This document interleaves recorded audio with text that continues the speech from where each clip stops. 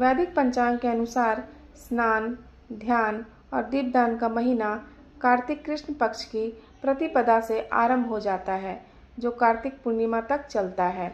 फिर इसके बाद साल के बाकी बचे महीने मार्गशीर्ष, पौष, माघ और फागुन आता है। चैत का महीना हिंदी कैलेंडर का पहला महीना होता है। इस वर्ष कार्तिक माह 18 अक्टूबर से आरंभ हो रहा है और 15 नवंबर को खत्म होगा। 18 अक्टूबर से कार्तिक माह शुरू हो रहा है। यह हिंदू पंचांग का 8वां महीना होता है। इस माह के स्वामी कार्तिकेय भगवान होते हैं, जिस कारण से इसको कार्तिक महीना कहा जाता है। हिंदू धर्म में कार्तिक महीने का विशेष महत्व होता है। कार्तिक माह 4 महीने तक चलने वाला चातुर्मास का आखिरी महीना होता है। इस महीने देवउठनी एकादशी आती है, जिसमें भगवान विष्णु 4 माह की निद्रा के बाद जागते हैं। भगवान विष्णु के जागने पर सभी तरह के शुभ और मांगलिक कार्य फिर से आरंभ हो जाते हैं। कार्तिक माह में भगवान विष्णु की पूजा आराधना, पवित्र नदियों में स्नान और दान पुण्य करने का विशेष महत्व होता है। कार्तिक माह में कई तरह के बड़े पर्व मनाए जाते हैं, जिसमें करवा चौथ, धनतेरस, नरक चतुर्दशी, दिवाली, भैया दूज, छठ, देवउठनी एकादशी और तुलसी विवाह जैसे व्रत खास होते हैं। पूरे कार्तिक माह दीपदान करने का विशेष महत्व होता है। आइए जानते हैं कार्तिक माह आखिरकार क्यों इतना खास है। कार्तिक का महीना पूजा पाठ, धर्म कर्म, ध्यान और मांगलिक कार्यों के लिए विशेष होता है।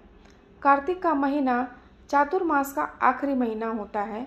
इस माह में भगवान विष्णु 4 महीने की योग निद्रा से जागते हैं। भगवान हरि जिस दिन योग निद्रा से जागते हैं, उस दिन को देवोत्थान एकादशी या देवउठनी के नाम से जाना जाता है। कार्तिक माह में भगवान विष्णु और तुलसी माता की पूजा, गंगा स्नान और दीपदान का विशेष महत्व होता है। इस माह में स्नान और दान करने से शुभ फलों में कई गुने की बढ़ोतरी हो जाती है।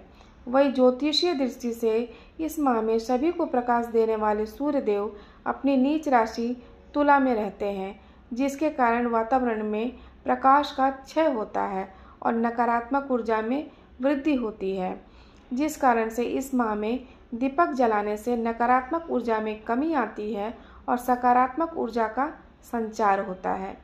पुराणों के अनुसार इस माह में भगवान विष्णु नारायण रूप में जल में निवास करते हैं। इसलिए कार्तिक कृष्ण प्रतिपदा से लेकर कार्तिक पूर्णिमा तक नियमित सूर्योदय से पहले नदी या तालाब में स्नान से अक्षय पुण्य की प्राप्ति होती है। शास्त्रों के अनुसार जो मनुष्य कार्तिक मास में प्रतिदिन गीता का पाठ करता है, उसे अनंत पुण्यों की प्राप्ति होती है। आइए जानते हैं कार्तिक माह में ऐसा क्या विशेष करें। कार्तिक माह के दौरान हर दिन गंगा स्नान, दान और दीपदान करने से कई गुने शुभ फल की प्राप्ति होती है। कार्तिक महीने में तुलसी की विधि विधान के साथ सुबह और शाम को पूजा और दीपक जरूर अर्पित करना चाहिए। कार्तिक माह में पवित्र नदियों के तट पर या तालाब आदि में दीपक जरूर जलाना चाहिए। कार्तिक मास में प्रतिदिन गीता का पाठ करने से अनंत पुण्यों की प्राप्ति होती है। भगवान श्री कृष्ण को कार्तिक का महीना सभी महीनों में अति प्रिय होता है। जो भी व्यक्ति इस माह में अन्नदान, दीपदान करता है, उस पर कुबेर महाराज जी की भी कृपा होती है।